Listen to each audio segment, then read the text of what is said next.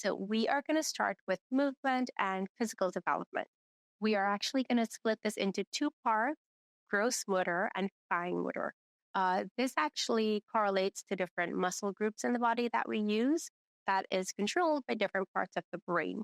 So gross motor will be your big muscles and your big clunky movements. Fine motor will be control of the tiny muscles in your body and control of fine movements like holding a pen and drawing a circle, stuff like that. So we'll start with gross motor. So first thing we look at when a baby comes out is the muscle tone. We try to assess how tight the muscles are. So we describe this as the tonicity. And so there is something called hypertonic, which is too tight, and hypotonic, which is too loose. Muscles are too loose. So when your baby gets examined in the hospital, this is what they will be looking at. The first thing that babies tend to show is symmetric movements. So they're moving arms and legs, and it's symmetric.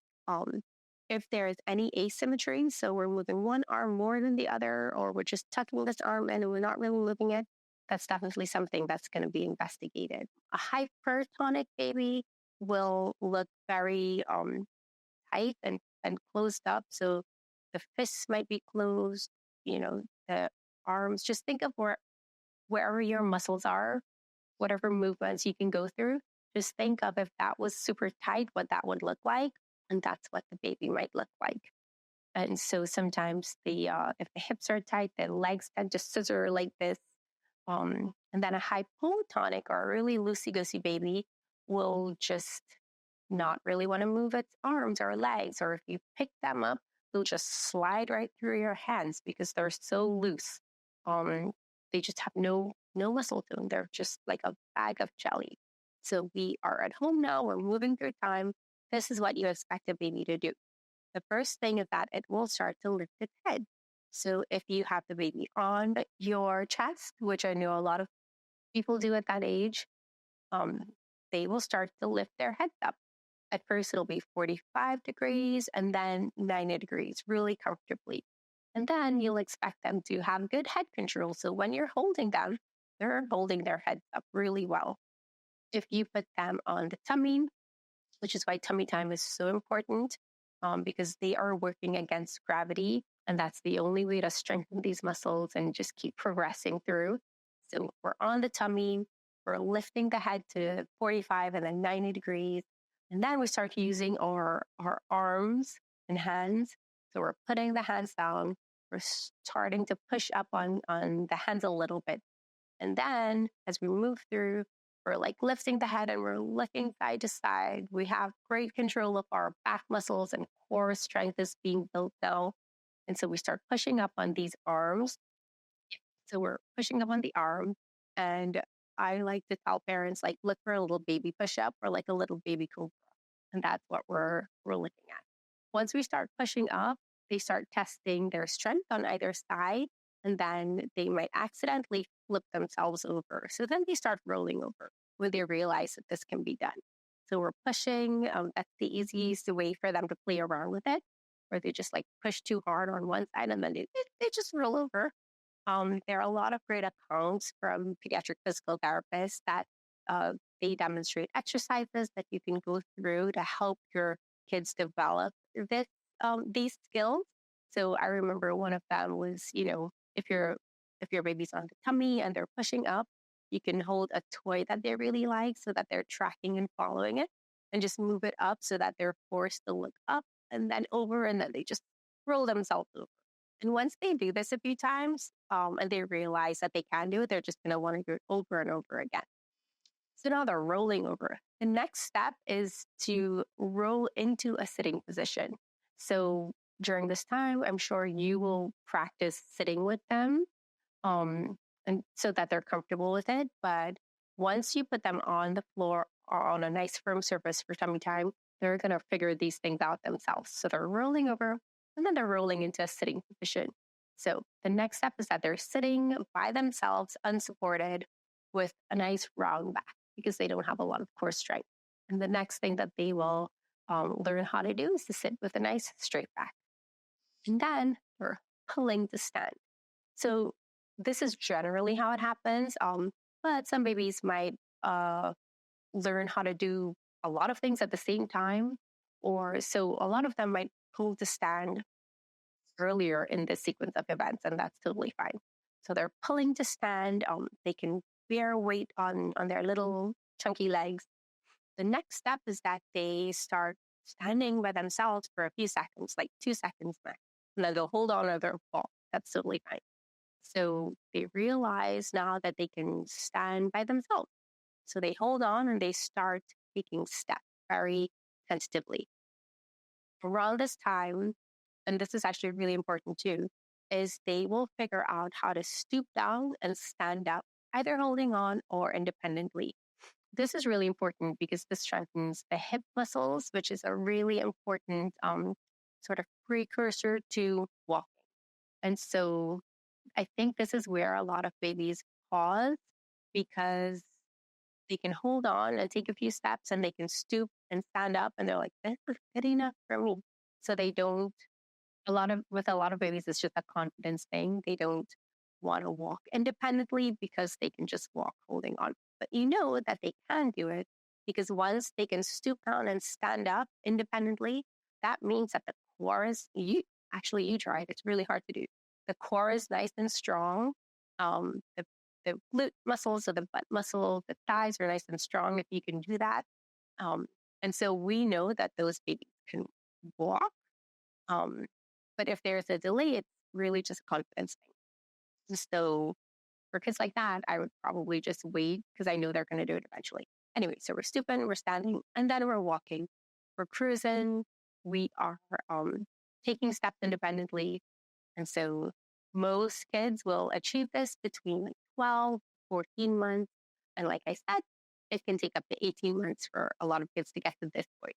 They start walking backwards, experimenting with that. They start walking upstairs, of course, with help. And then they crawl upstairs. Some kids want to hold on and walk by themselves. And then eventually they just walk up by themselves, unassisted. Um, then the next thing we look for is the ability to kick a ball, which actually takes a lot of coordination. So that involves some of the fine motor skill. They're walking backwards, they're running. The next thing they're going to do is kick a ball and then jump. They can also do this on command. So we are jumping. We can throw a ball overhead. We can now balance on one foot very briefly, then balance on one foot confidently for about 2 seconds, then hop.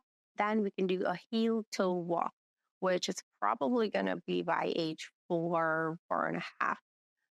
But that's the progression through gross motor. All right. Now we are going to talk about fine motor skills. So the first thing that we observe is that babies start following movement. So they will follow it to midline. That's the first thing. And then start following it past midline. They're turning their heads. They're locking onto something and following it. And then they'll start following it a full 180 degrees. The next thing that they'll do is start looking at their own hands. So we're looking at both hands. Next thing we'll try to do is grab onto things. So just reach for anything. Not necessarily hold on, but try to reach out for it and then grab on. Then we have two hands now. We are going to try to bring them together to midline. So hands are together. Then again, we're using our hands and fingers. So we start raking things towards ourselves. So usually this will be food. We're going to rake food. And then we're starting to get we call it a palmar grasp because we're using the palms to hold on to things. Palmar grasp. Once we have this grasp, we are going to start holding things in both hands. So for example, 2 cubes. The next thing they learn how to do is instead of the muscles of the hand, we start using these tiny muscles. So we develop a pincer grasp or pincher. So we're starting to pick things up like this now and bring it to the mouth. Around the same time, they are learning how to transfer things from one hand to the other. And then we're going to start putting things into containers. So, like a block and a cup, put them in, take them out. The next thing that they will do is want to hold on to thinner things. So, like crayons, at this point, markers, they'll want to hold on and just scribble. They're not staying on the paper, they're just moving their hands and scribbling. Then we start stacking. So, we can stack a tower of two. And this progresses to like tower 3, tower 4. They're figuring that out. Eventually, they will start scribbling with intent. So we're staying on the paper and we start uh, making intentional movements. So we're learning a circle and then a vertical line, which can then progress to a cross, but a triangle first, I think, a cross. So we're just progressing through different shapes. And at this age, we're like 3. So the next thing that we are going to talk about is speech. So first thing that babies do is that they startle to loud noises. And this is sort of speech hearing. So they startle, they're aware of it. The next thing that they will start doing is um, responding to loud noises. So they're looking, like, where did that come from? The next thing that they start doing is vocalizing. So they're just making any noises at all. Doesn't have to be ooh or ah, just like any noise at all. Then they start saying ooh and ah. Then they laugh with you. Well, at first they just laugh. And then they start laughing in response to you. Um, and then they will develop squealing, and then they'll start turning to the sound of your voice with intent. I actually think this is a really important and pivotal part in the speech development because the more you talk to them, um, the more at this point they're going to pick up different intonations and syllables. And so these are like the building blocks for their later speech.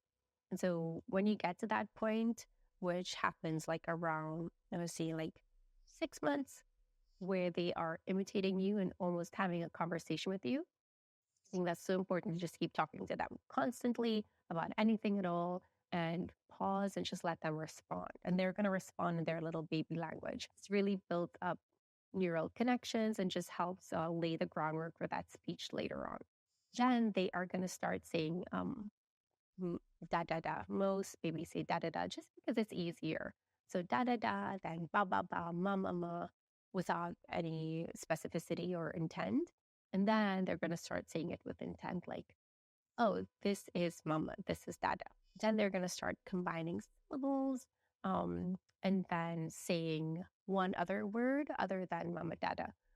I like to tell parents that you have to really pay what they're saying because it might not be a whole real word like something that we would say like car or truck, but it's going to be something like a syllable that resembles car or truck, but it's their little word for it. And that counts as a word. So as long as they are saying it consistently to mean something specific, that's a word to them. The pronunciation is less important at this point. Okay. So we're doing one word and then 2, 3 words, 6 words. We build up our vocabulary to about 50 words that they know before they start combining it to form sentences. And when I say combine, I just mean put 2 words together. So like more food, more milk. So they're combining words. Around this time, they also start identifying uh, like objects and stuff in pictures. So if you're reading together and you say, where's the fire truck? They know where it is. They can identify it. They can point to it. Around this time, they also start identifying body parts. So head, shoulders, knees, toes, the easiest. Where are your nose, where are your eyes? So they can identify that. Then they just progress through this. So the sentences get longer. And they can identify more pictures and they're just more aware of their surroundings. So now they are like making their own sentences. Speech is half understandable. Moms can understand for the most part their own kids when no one else can. So it's like a little translator.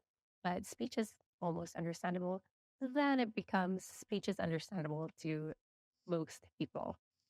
Around this time, they start really understanding actions as well.